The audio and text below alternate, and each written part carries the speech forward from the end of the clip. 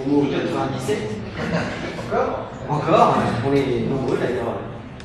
Et donc, moi, je suis sorti du BTS, je suis directement été travailler chez Andouillettes de Troyes. Le responsable maintenant s'est caché là-bas au fond. Donc, j'ai travaillé là-bas pendant 8 mois. Ils se sont débrouillés pour faire tout ce qu'ils ne voulaient pas faire. Donc, les roulements, aller dans les fosses à boyaux, enfin, toutes ces choses-là. Je fais calme, ça m'a appris à ne plus prendre de petit déjeuner le matin. Donc au bout de ces 8 mois, comme c'était un jeune responsable maintenance qui était là, et puis que moi je voulais j'étais déjà un petit peu gourmand, je suis parti ailleurs. Et étant de 3, je suis rentré dans le textile. Pas forcément un bon truc, mais bon. Pour un producteur de machine de peinture textile qui est allemand. Donc j'ai démarré en tant que technicien en France à faire des montages mécaniques et câblage électrique, donc sur toute la France. Le marché du textile s'étant décliné rapidement, on a commencé à faire de l'étranger. C'est là l'histoire des langues, j'en parle 4. Portugais, espagnol, anglais et français. Et ça, c'est vachement pratique sur les langues. Parce que du coup, le boulot partant à l'étranger, j'ai commencé à faire Nord-Afrique, Espagne, Portugal, Allemagne, Angleterre, Irlande, un petit peu l'Afrique centrale. Puis donc du coup, c'est vrai que c'est vachement pratique. Alors, au fur et à mesure, j'ai évolué dans le métier, et là maintenant je suis un peu plus spécialisé dans tout ce qui est système de centralisation, modification de programmation sur les machines. Donc tout ce qui est gestion de cuisine automatique, distribution automatique, système de supervision, mais je continue à faire en même temps la mécanique, l'électrique, les envois des formations personnelles. Et ça va faire 10 ans que je fais ça. Donc il n'y a pas. Cette année, au mois de juin, j'ai voulu arrêter, parce que je me déplaçais quasiment 365 jours par an. Ma femme commençait à pas être contente, donc je dis on va changer de métier. Et je suis rentré chez Dina Place, simplement. D'accord, vous changez de place Non plus, parce que de toute façon, je suis parti sur un truc pour un moment pour bien faire de famille, même si on n'est pas très motivé. C'est bien, il faut faire de filmer.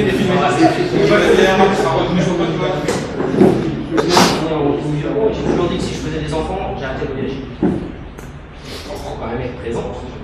Donc j'ai voulu arrêter, je suis rentré chez Dina Place à Saint-Florentin, mais ça m'a pas du tout plu. Parce que j'étais habitué à voyager, gérer des équipes, j'ai vu des personnes, être entièrement autonome. Donc une fois qu'on vous envoie sur place avec votre pièce à outils, à partir de là, votre patron vous téléphone, il dit moi ce que je veux c'est que les gens soient contents. Donc tu te débrouilles, comme tu veux, mais il faut que ça marche. Donc vous connaissez très bien parce que j'avais fait monter pendant 2 ans. C'est vrai que on apprend beaucoup de choses. Mais l'avantage, c'est qu'en travaillant dans différents pays, différentes entreprises, on voit beaucoup de techniques différentes. Moi, je me suis vu lever des machines de 5 tonnes avec un prix vers 18, parce que ça c'est ce qu'ils avaient. Donc là, il y a tout intérêt à bien assurer ça. Donc je suis parti chez Dina Place et je suis resté 1 mois, le mois d'essai. Au bout de 15 jours, mon patron est venu me chercher et on a négocié juste 12 semaines de déplacement par an. Et du coup, je suis retourné dans mon entreprise et j'y suis là maintenant très bien. Donc, du coup, j'ai fait 12 semaines en fait. De août jusqu'à décembre, et là je suis tranquille jusqu'au mois d'août. Et dans mon nouveau poste, je fais assistance technique, gestion de stock et préparation des systèmes et des programmes de maths pour mes collègues. Voilà. Et portugais là.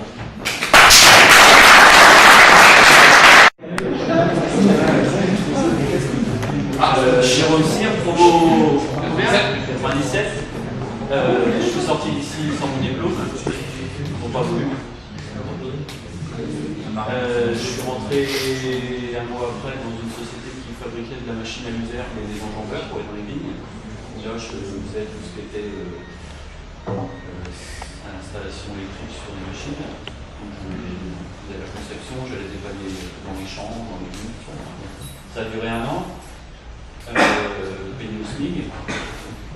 Après, je suis rentré dans une société à Reims qui faisait de l'installation de la maintenance de ponts roulants. Alors, là, c'est pareil, maintenant on est emmerdé avec notre couteau parce que faut que ça tourne. C'est dans la mer, c'est des conditions très difficiles. Donc, j'ai fait ça dans ma vie. Et après, je suis rentré en juin 2000 chez Bureau Veritas. Donc, comme simple inspecteur, faire des vérifications électriques, levage, de base. Quoi. Et là, donc en 7 ans, maintenant je suis spécialisé dans les machines dangereuses. donc vérification de machines, aide à l'auto-certification CE pour les constructeurs, et je fais un petit peu d'appareil de plage aussi en même temps, et on m'a demandé de faire du développement commercial en même temps. Donc j'ai un rôle de charge d'affaires qui est assez plaisant. Les tests maintenance très bien, parce qu'on touche à tout. Électrique, hydraulique, la théorie, la pratique, c'est très intéressant. Et puis bon, après, j'ai pas eu mon BTS, mais je m'en suis sorti quand même. Toujours, hein. Mais je vous conseille quand même de débaucher. On ne le demande pas souvent.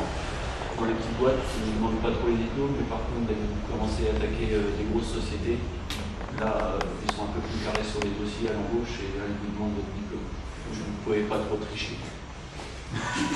Pour vous donner l'idée, au Veritas, on est 20 000 employés sur le monde, 154 pays implantés, leader en France, deuxième international.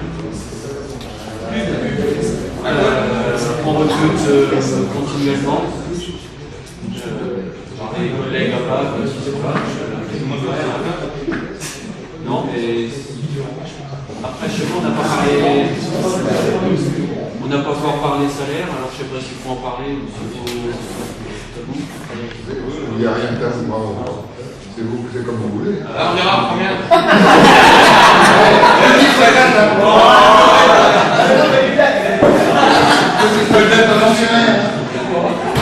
Faut manifester. Avec ça, j'ai le temps. Non, j'ai commencé au SMIC, comme tout le monde, et puis maintenant, je suis à 28 000 € brut annuels sur 13 mois. Une voiture de fonction, un téléphone, un ordinateur portable, une liberté de temps, enfin d'action. La liberté, ça n'a pas de prix. Je n'ai pas de chef derrière moi, je suis autonome. Et puis voilà quoi. Puis les prix aussi, de temps en temps. Donc, mais bon, en sortant, il faut pas se. Pas être bon, Heureusement, voilà. Voilà. Merci.